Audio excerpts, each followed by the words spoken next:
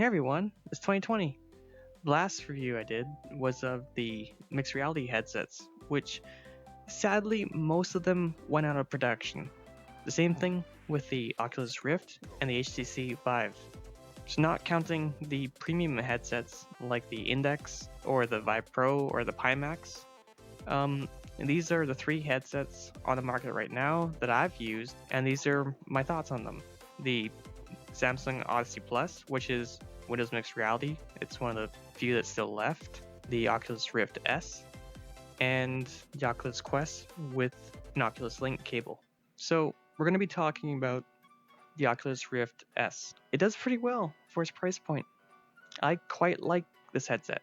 If you just look at its stats on paper, you probably think that the visual experience in this is the worst of the three that we have. It's actually, in my opinion, one of the best.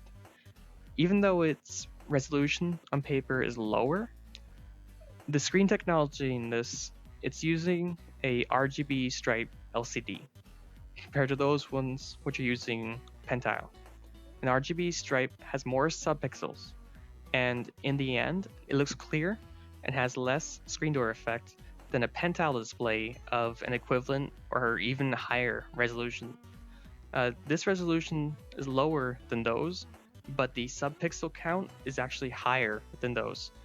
And the Valve Index does the same thing, where it uses a RGB stripe LCD screen instead of OLED Pentile.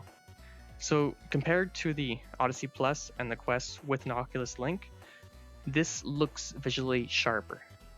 It doesn't have quite the same color contrast as those headsets, but the difference really isn't that bad.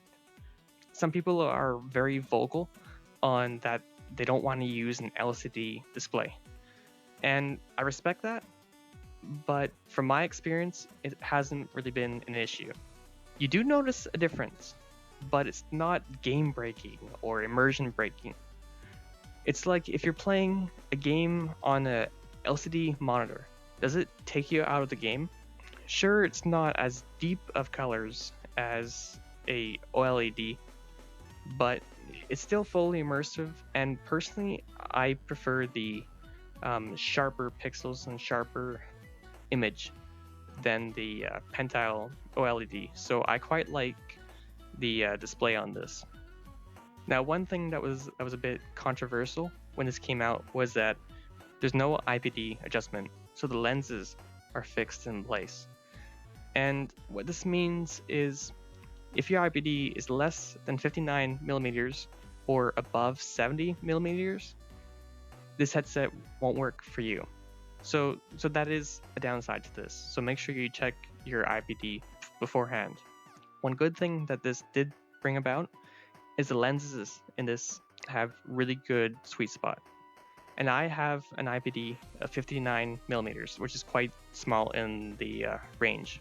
And this works perfectly for me. When I put it on, everything is clear, like all the way to the edge of the lenses, pretty much.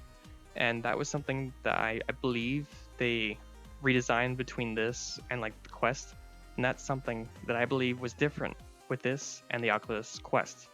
The lenses in this, from my experience, have a much larger sweet spot than the Oculus Quest. I find that there's a pretty good range where the headset can like move around, where everything stays in focus, as well as the actual range in the lens themselves, from the center to the edge, is really clear for quite a long way. One negative thing is the audio solution. There's just one mic on this, so the mic doesn't sound as good as the Odyssey. And the headphones, it doesn't have any built-in headphones. It does have two like little speakers right up here that like point down towards your ears, but no one uses it. No one likes it. It works, but you got no bass, and sound quality just isn't good. So I'm pretty sure that like 90% of people who use this are going to use headphones. And for that, you'll need to plug into a headphone jack on the side, and then like it runs a wire through this loop, and then you can wear over-ear headphones or like earbuds or whatever works for you. But that's what you'll need to take into account. is some sort of headphones solution. When it comes to the comfort, this is a really comfortable headset. The halo design in this works really well. It balances perfectly. The addition of the top strap helps to really keep the headset balanced and tight, and I find this pretty much on par with like the Vive with the deluxe audio strap. It just feels really comfortable, and I enjoy it. Something that is nice that this has that the Quest and Odyssey Plus doesn't, this whole front section can move forward or back independent of the head strap. You just press the button on the bottom and it will slide forward or back. It allows you to comfortably adjust for glasses or just depending on your face shape.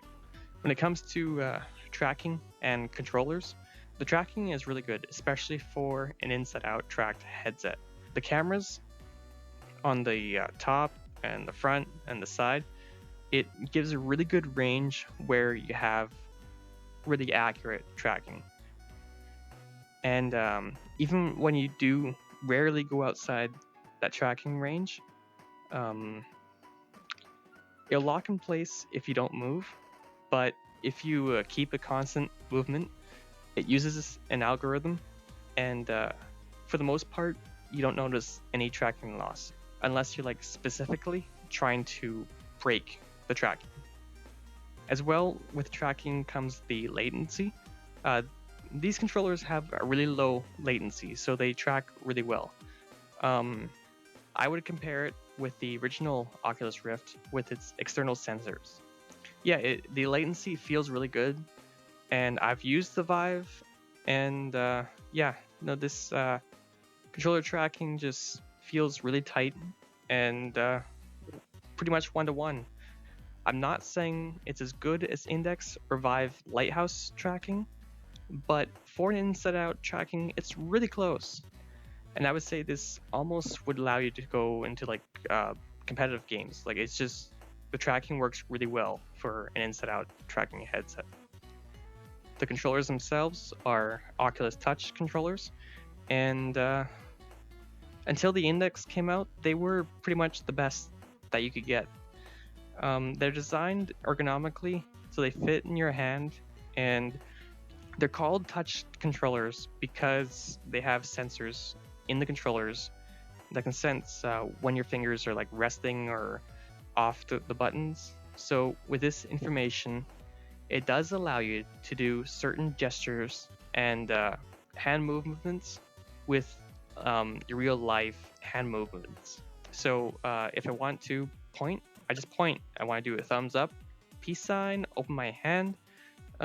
Most of that is tracked by just doing it in real life. It's not a true finger tracking like the Index, but based on the information that it has, it does pretty well. Overall, I just really like this headset. And for the price, compared to the Index, which is like $1,000, this does pretty well. It's not competing with the Index. This is the mid-range. It covers all the bases, in my opinion. I like it, and I would recommend paying the extra from what an Odyssey would cost to get this. I just feel that the entire experience is better in this, even though the Odyssey does certain things better. Overall, this is a nicer headset and gives a better experience, in my opinion. It does so with this information, it does allow you to do so with this information, it does allow you to like do some hand gestures.